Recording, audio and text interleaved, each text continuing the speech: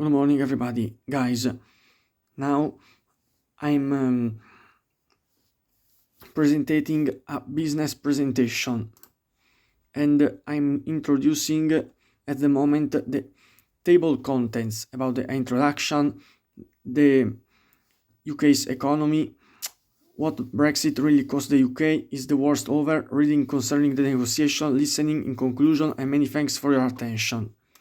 So, my name is Massimo and I'd like to start by UK economy in the last years.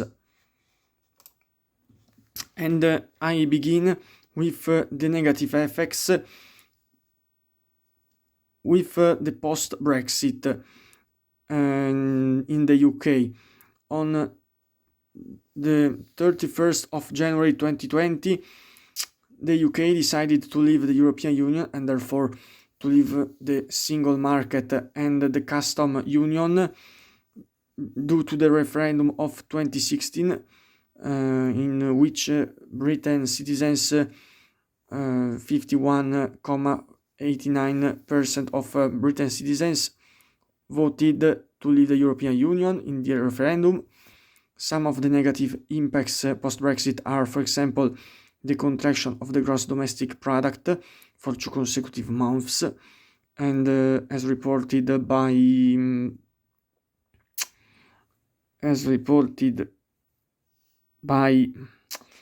the CEO of the UK, Mario Amiot, there's a little capacity to grow, and in the second point there is an increase of the unemployment in which the people don't work, and the inflation, which is a generic increase of the prices, and the inflation is monitored by the central bank, European Central Bank, and the consumer price index.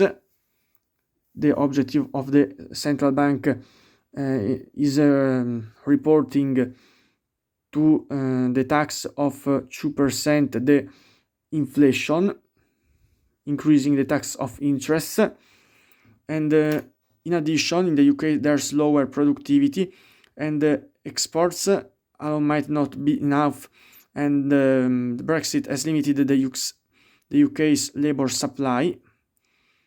Finally, since April 2022, the jobs of vacancies has been falling due to higher costs of labor that employers pay on the payroll.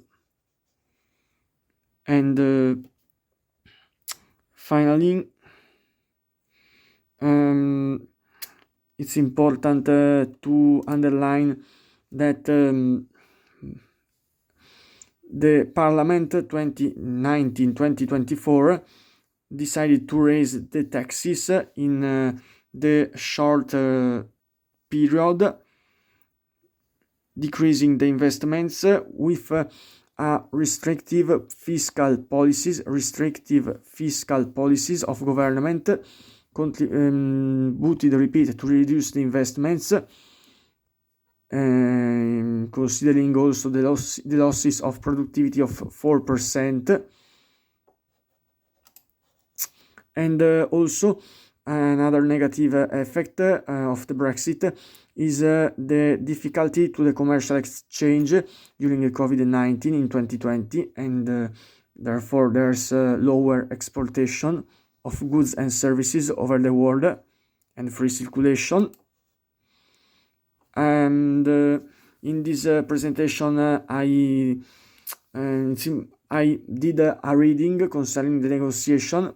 So I'd like now to discuss about the negotiation that is a deal in a multimillionary society, for example, between a seller and the customer or more people.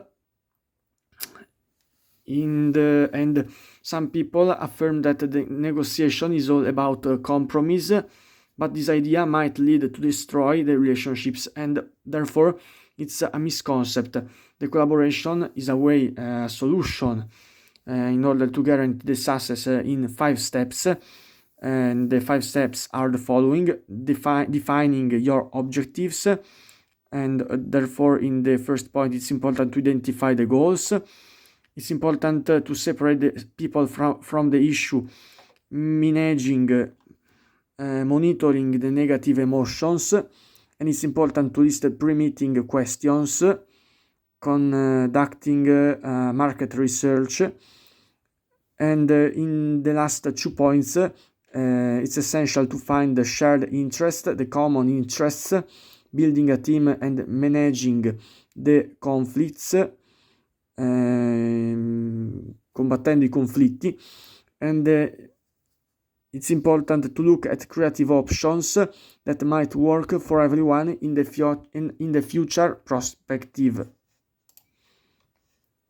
Concerning the listening, I found 3 items, 3 business news. In the first item, in the news today, I talked about the recent elections. A 54.5% of Britain's citizens clearly turnout was registered in the poll station, despite of the raising of the young people that vote and also a significant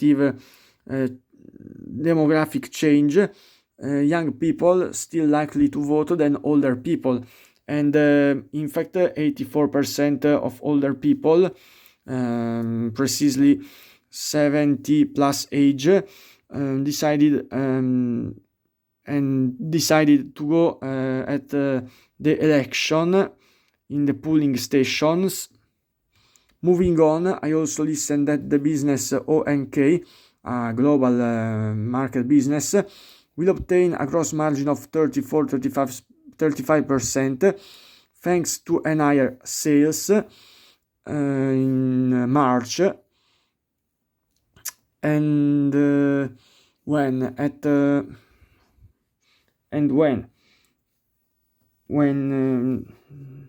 in the quaternary trimestry.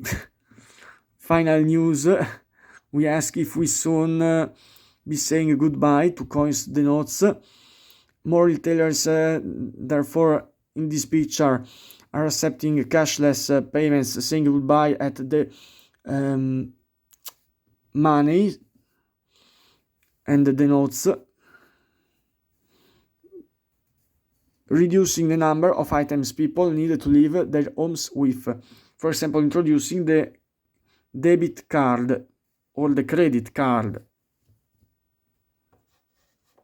In conclusion, I remind you of some of the main points we've considered, explaining that the UK, through the economic policies with the graph, the diagram, and the histogram,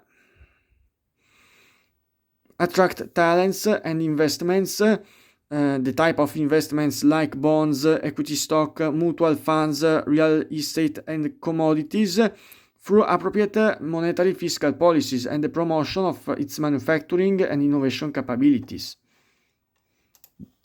In the last slide there's the cytography, in which I researched the link to do research. Many thanks for your attention. Goodbye.